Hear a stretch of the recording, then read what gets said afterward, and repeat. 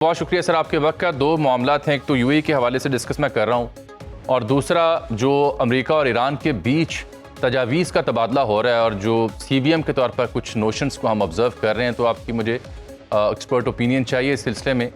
चाहे अमेरिका का ये कहना हो कि ईरान की तजावीज़ मिली हैं, हम रिव्यू कर रहे हैं, ईरान के जो तर्जुमान हैं वजारत ख़ारजा के वो कह रहे हैं हमें भी मिली हैं, हम भी रिव्यू कर रहे हैं और पाकिस्तान के तवस्सुस से मिली हैं। फिर वो तोशका नामी जो जहाज़ है उसके हमले को वापस किया गया पाकिस्तान के ज़रिए और फिर ट्रंप ने ये कहा कि 400 से ज़ायद वेसल्स फंसी हैं जिनका ताल्लुक इस कॉन्फ्लिक्ट से नहीं, उनको बाहर निकालना है। तो इसको आप इस मनूवरिंग को देखते हुए आपको क्या लगता है, क्या डीप डाउन बैकडॉर जो डिप्लोमेसी है वो फुल स्विंग में है, जंग का रुके रहना और फिर ये जो मेयर्स हैं इसको देख के आपको लगता है कि finally both will be agreed to strike a deal? जी बहुत शुक्रिया जामी साहब, आपने इनवाइट किया।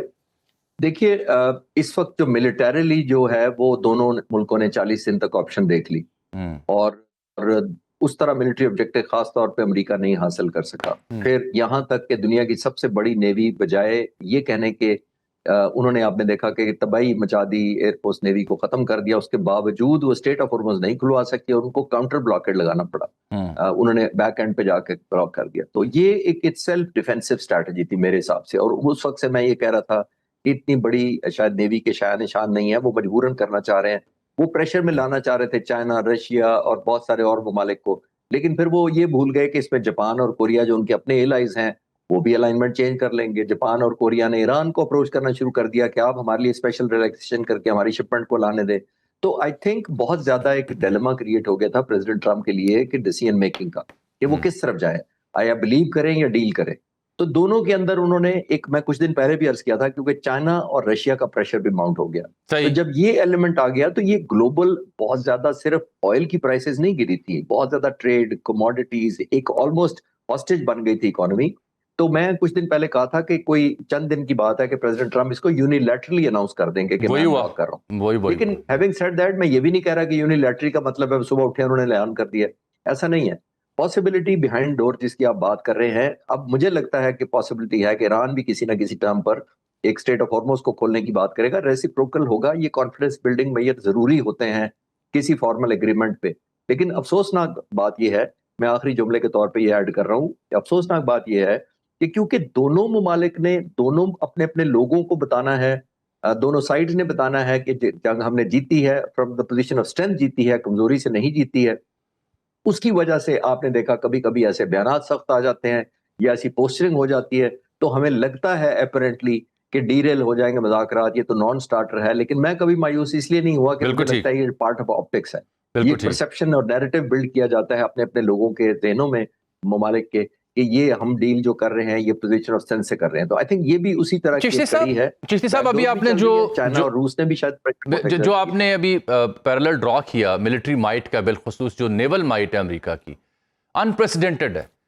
लेकिन आपको नहीं लगता कि, correct me if I am wrong, कि ये जो बड़े बड़े त्यारा बरदार बहरी जहाज़ थे जहाँ पे जंगी त्यारे उतर सकते हैं, 4500 5000 का हमला है, 3-3 6-6 माह वो न्यूक्लियर रिएक्टर की वजह से चल सकते हैं, आपको नहीं लगता कि ईरान जंग के डायनामिक्स ने इतनी बड़ी नेवल माइट की जो एग्जिस्टेंस है उसके ऊपर भी सवाल खड़े कर दिए कि ये तो शाही नहीं है जिससे जंगें जीती जाती हैं? प्रेशर तो बिल्ड किया जा सकता है बट ऑप्टिक्स ही बदल गए।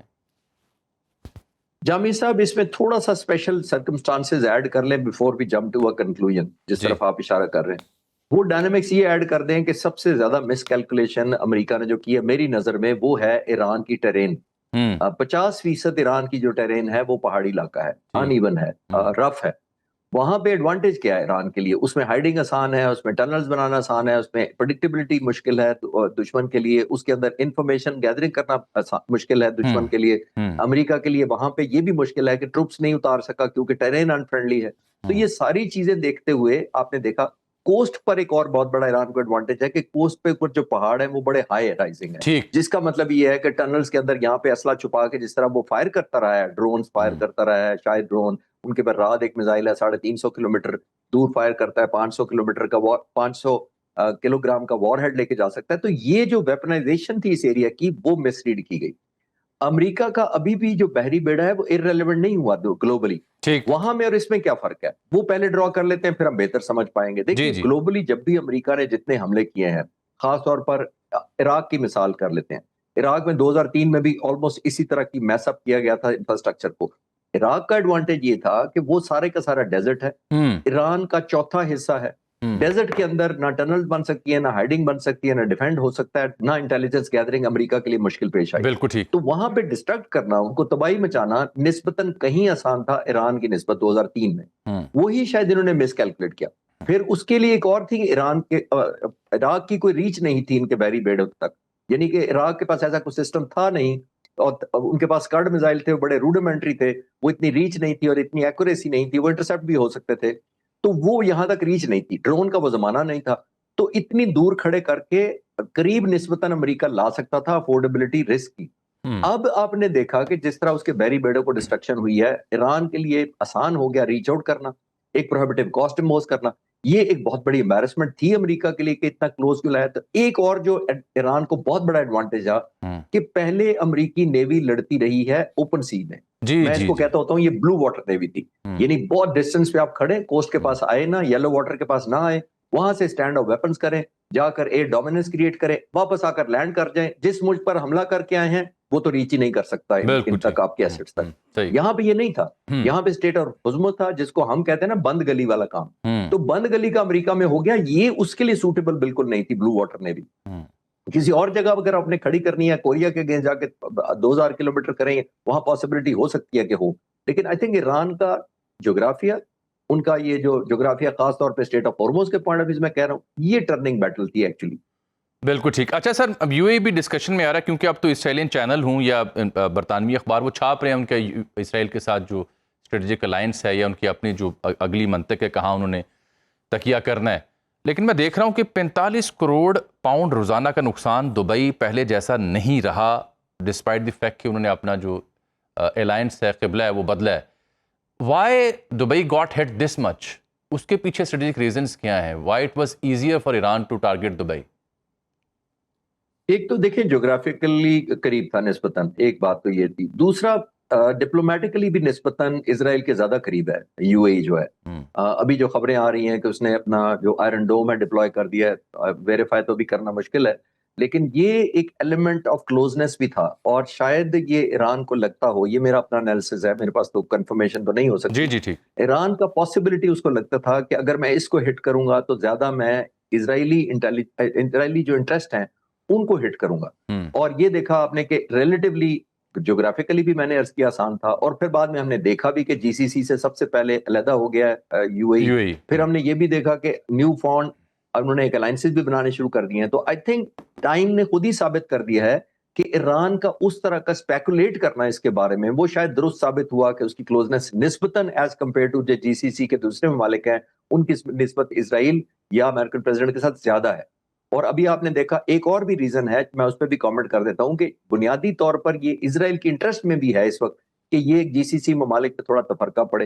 एक और इकोनॉमिक इंटरेस्ट अमेरिका की ये आ सकती है कि यहाँ पे अब ऑयल प्रोडक्शन जो जीसीसी के ममालिक कलेक्टिवली करते थे उसमें दरार आ जाएगी। पहले ये कलेक्टिवली करते थे 1981 से लेकर, कलेक्टिवली एक एस्केलेट करते थे प्राइसेस को या डाउन करते थे अपनी पॉलिसी के तहत और एक कोटे के तहत निकालते थे तेल। अब जब ये फॉल अपार्ट हो गया या अलहदा हो गया तो भी यूएई अपनी मर्जी का ज्यादा निकालेगा तेल, ज्यादा निकालेगा तो दूसरे मुल्क कंपटीशन में ज्यादा निकालेंगे, ओवरऑल प्राइसेस गिर जाएंगी जो अमेरिका को भी सूट करती है, इजराइल को भी सूट करती है। और एक और लास्ट वजह यूएई के ज्यादा तेल एक्सट्रैक्ट करने की ये भी हो सकती है कि जितना उसका नुकसान हुआ है वो बिल्डअप करना चाहता है। अगर वो जीसीसी में रहता तो पॉसिबिलिटी मुश्किल थी कि वो लिमिट्स की वजह से अपनी तेल की उस तरह बेनिफिट या फाइनेंशियल गेन नहीं कर सकता था, तो उसने सोचा होगा कि मैं अलहदा करूं और जितना मर्जी अपने रेट पे बेचूं ताकि मैं अपनी इकोनॉमी को वापस रीग्रो कराऊं और यूएई और दुबई में जितनी डिस्ट्रक्शन हुई है उसको ऑब्वियसली रिस्टोर कर सके। वो जो आयरन डोम का आपने जिक्र किया, ऑब्वियसली वो कंफर्म रिपोर्ट्स तो नहीं है, लेकिन वो सर्कुलेट जरूर कर रही हैं मुख्तलिफ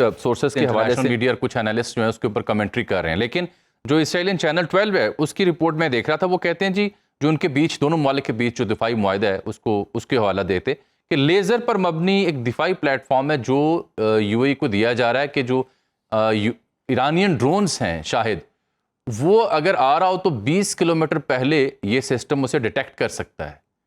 ये पॉसिबिलिटी है? ऐसी कोई हथियार मौजूद हैं?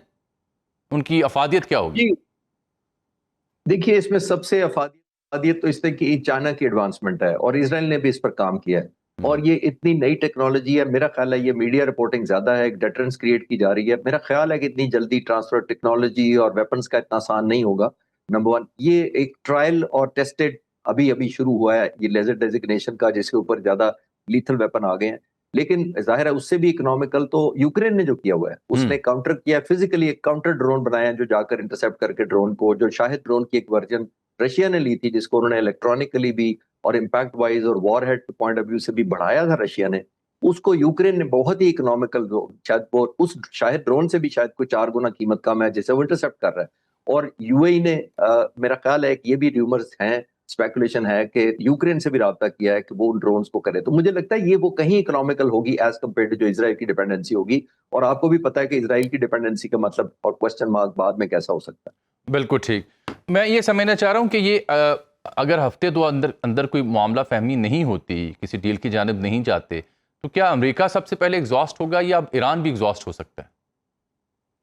देखिए मिलिटरीली तो जामी साहब ये देखिए, अमेरिका का इस वक्त तो प्रिसीजन गाइडेड मिशन है। एक मैं रिपोर्ट पढ़ रहा था, इंटरनेशनल सेंटर है फॉर एनालिसिस, उसके मुताबिक तकरीबन 45% जो प्रिसीजन गाइडेड मिशन है वो डिप्लीट हुए अमेरिका के। तकरीबन 50% पैट्रियट मिसाइल जिन्होंने इंटरसेप्ट करना है, डिपेंड करना है, वो डिप्लीट हुए हैं।